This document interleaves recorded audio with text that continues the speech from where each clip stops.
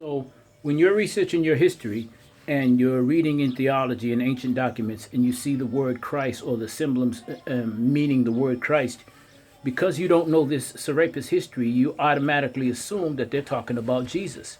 But unless they specifically say Jesus, they're not necessarily talking about Jesus the Christ. Because remember, the majority of the people worshipped and followed Serapis the Christ. How can you check this? How can you verify any of the stuff that I'm saying? Well, first of all, you need to know a few things. First of all, remember I talked to you and told you about Ptolemy, and I told you he had a lot of names. It was one of his names was Mariamne. It's where we get the word Mary from.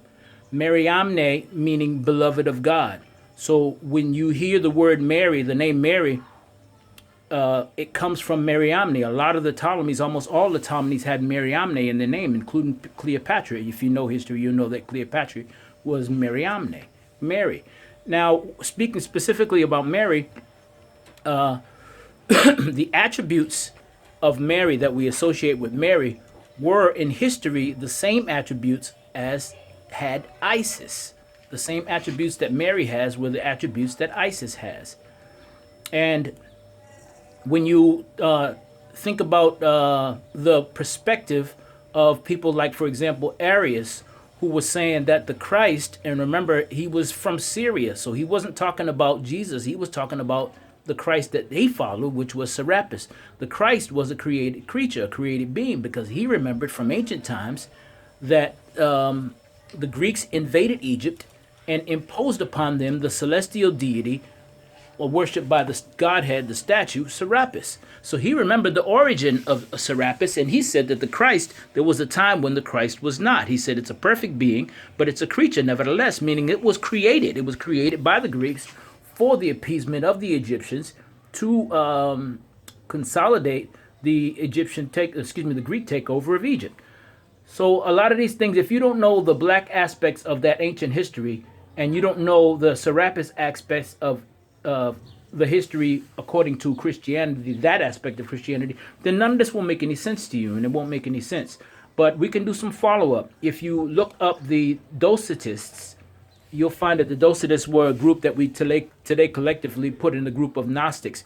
But if you look up the Docetist belief system, they believed exactly what Arius was saying, in that the Christ was was not a physical being. It was never a man per se.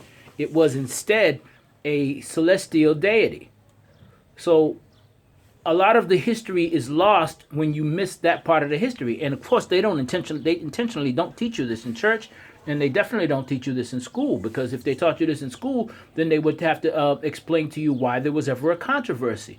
Because if it was one religion as it stemmed, there wouldn't have been a controversy. But the problem was there was an existing religion that had its beliefs. And then Rome, the Roman church, or Rome used the Roman church to take over a belief system. And that belief system was the one that was circulated from the time of Constantine. Now, supposedly in Rome, during the early centuries, there was Christianity. And I would assert that, yes, there was Christianity, but that Christianity in Rome was not of Jesus. During the time of Caligula, for example, which was from 40, I think, from 30 something to 41,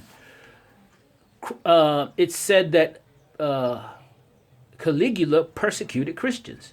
But you'll note that in your own religious text, you'll note that from the Bible, Acts 11, from chapter 19 to verse 19 to verse 26, they tell you that the followers of the Nazarene were not called Christians until 43, which was when they entered Antioch, when Paul entered Antioch.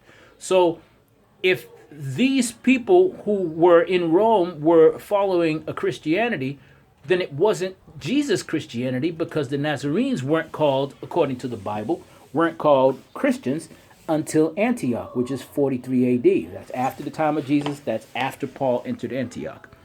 So you have to justify and identify, well, who were these Christians? And you can find out who were these Christians, because you'll note that Emperor Hadrian worshipped Serapis. He built a Serapeum, and he followed and worshipped Serapis, and he was a Roman emperor.